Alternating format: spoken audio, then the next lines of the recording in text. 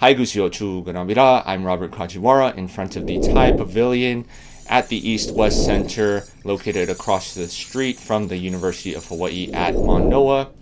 Today's presentation is for Asian Studies 600, focusing on Southeast Asia, and I will be presenting on the demise of the Ryukyu or the Okinawan Trade Network in Southeast Asia around the late 16th century. I am native Ryukyuan, also known as Okinawan, and I do speak the native Okinawan language or Uchinaa.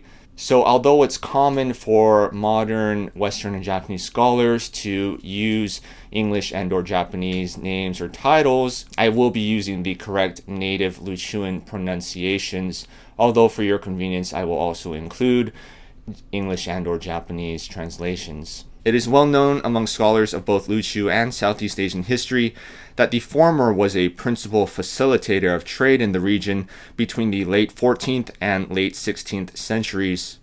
The intervention of European traders in Southeast Asia, as well as Japanese imposition in Ryukyu, are often cited by modern scholars attempting to explain the demise of the trade network, though historical evidence suggests otherwise. Since time immemorial, Okinawa was a peaceful, prosperous, independent nation known as Ryukyu, and Ryukyu is the correct native pronunciation. In 1879, Japan invaded and forcibly annexed Ryukyu against the will of the Ryukyuan people, changing the name of Ryukyu to Okinawa in an attempt to erase Ryukyu's history and identity as an independent nation. Japan did similarly to many of the other countries it invaded. In 1372, Ryukyu sent envoys to the Ming capital at Nanjing and formally requested to become a sovereign tribute state of China, becoming China's first formal sovereign tribute state. Korea and many Southeast Asian entities followed shortly after. This arrangement was highly desirable because each nation maintained their own sovereignty while gaining access to China's lucrative trade network. Ryukyuans immediately began sending formal trade missions not only to China, but to Korea and Southeast Asia as well. Although Japan, for much of its history, was not part of this China-centered trade network, Ryukyuans maintained trade relations with them as well.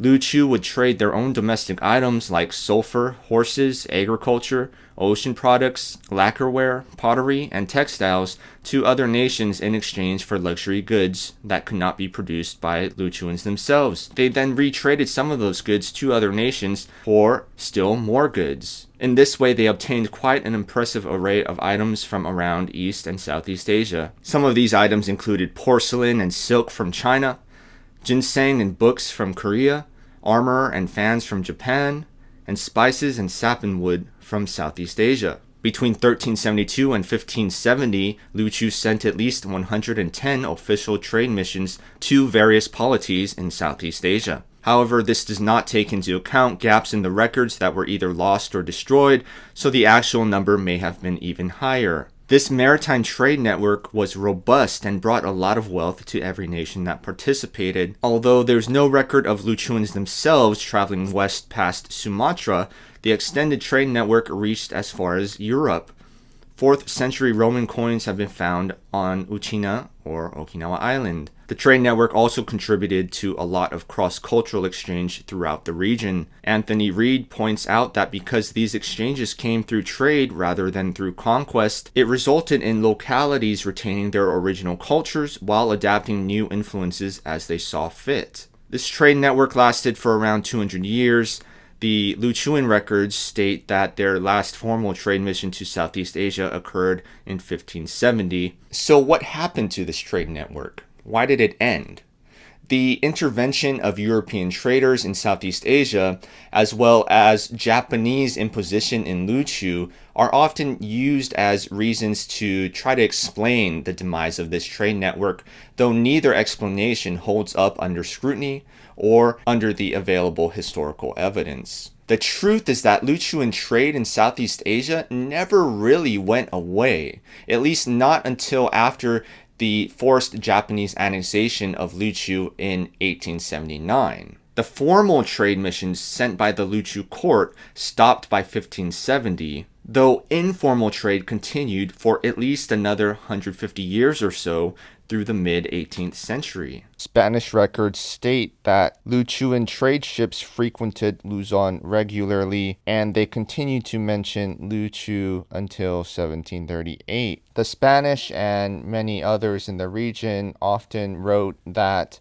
Luchuans and Chinese frequently voyaged together on the same ships, and in some cases, people even had trouble distinguishing between the two of them. Takeshi Hamashita argues that Luchuan traders participated in trading Chinese silk to the area now known as the modern-day Philippines in exchange for silver that the Spanish had brought from the Americas. Interaction between Luchu and the Philippines is unsurprising considering the two are neighbors and share an ocean border. And in fact, Manila is closer to Luchu geographically than Tokyo is. So the theory that European presence interfered with Luchu's trade network in Southeast Asia doesn't hold up because in some cases Luchuans traded directly with Europeans. Towards the end of the 16th century, Japan also began sending trade ships to Southeast Asia,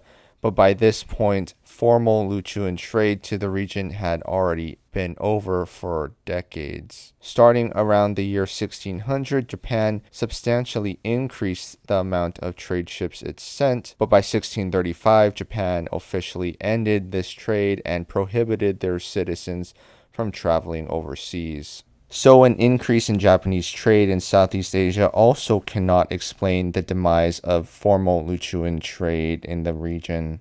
The theory that the Japanese Satsuma clan's imposition on Luchu was the cause of the end of Luchu's formal trade missions to Southeast Asia also does not hold up. The most obvious reason being that the last Luchuan trade mission to Southeast Asia occurred in 1570, nearly 4 decades before the Satsuma invasion of 1609. If Japan were really the cause of the stopping of this formal trade network, we would have seen regular trade missions sent all the way up through 1609 and then a sudden stop, but that is not what the historical records indicate at all. After the invasion, the Japanese Satsuma clan issued a list of 15 laws that Luchu was supposed to follow. However, these were empty laws, consisting of things that were irrelevant to Luchu, such as the ban on slavery. Slavery had never existed in Luchu to begin with. Or laws that were never enforced, such as a supposed ban on foreign trade. So these 15 laws appear to have been nothing more than an empty and chauvinistic show of power on the part of the Satsuma. Luchu continued to be an independent country in spite of the fact that Luchuans were forced to pay tribute to Japan. 1609 is rightfully the start of Japanese prejudice and oppression towards Luchuans, but it was not the end of Luchu's independence, both de facto and legally, as indicated by the treaties that Luchu signed with the United States, France, and the Netherlands during the 19th century.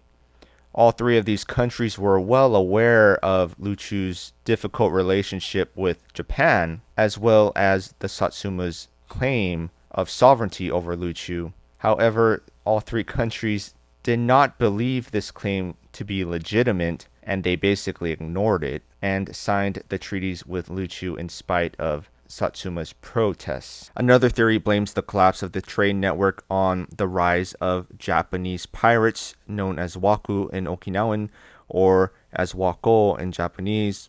These pirates had been raiding the coastlines in East Asia since the 13th century, though their activity had increased substantially by the 16th century, and they caused much havoc in the region to Japan, China, Luchu, Korea, and even as far as the Philippines. However, by the 17th century, they were no longer a threat and had basically been extinguished. So even if the waku had played a role in temporarily deterring Luchuans from sending trade missions to Southeast Asia, there was nothing stopping Luchu from resuming the missions in the 17th century once the pirate threat was taken care of. But this did not happen, so this theory cannot explain the demise of the formal trade relations between Luchu and Southeast Asia. So we know that informal trade continued well after the formal trade relations stopped.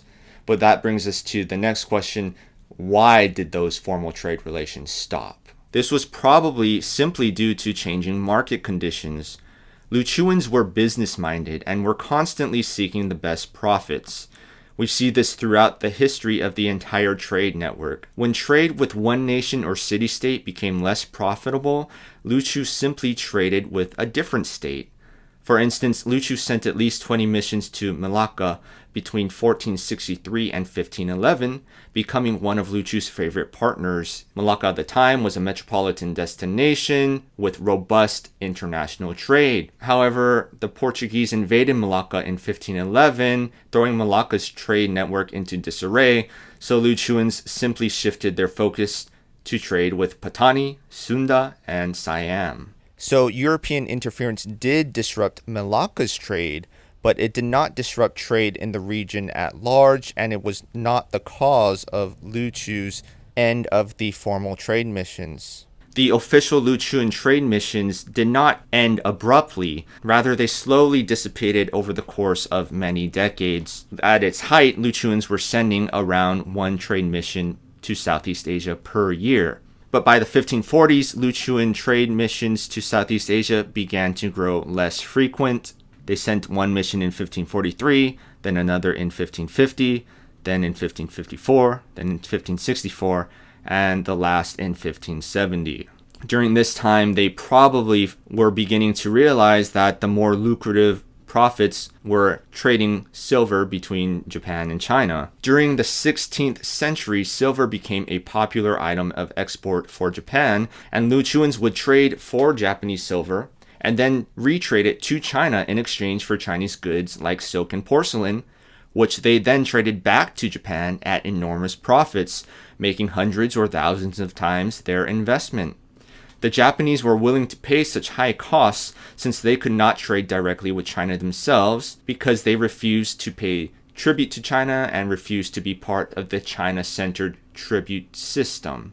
So this is probably the reason why Luchuans stopped sending official trade missions to Southeast Asia. They simply found trade between China and Japan to be more profitable at the time. The Japanese shogunate eventually grew concerned about this massive export of silver, so by 1609 they began to set restrictions on it, and in 1668 they banned silver exports entirely. However, Luchuans managed to convince Japan to grant them an exception by stating that without Japanese silver, they would no longer be able to get Chinese goods to trade to Japan. Japan agreed and continued to allow Luchu to trade their silver, giving Luchuans a near monopoly on Japanese silver exports, although it should be mentioned that Koreans were also given an exemption for similar reasons. This trade was so lucrative for Luchu that it helped spark what some refer to as the Second Luchu Golden Age, which lasted roughly from the late 17th century until 1872,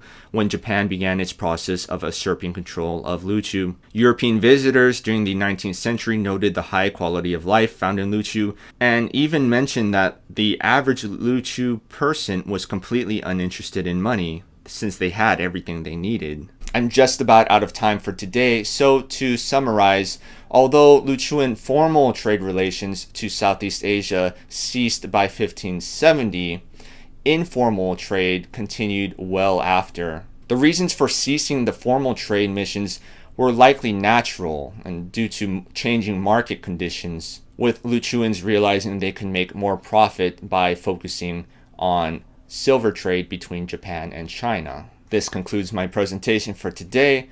Thank you so much for watching. I'm Robert Kajiwara, and I'll see you next time.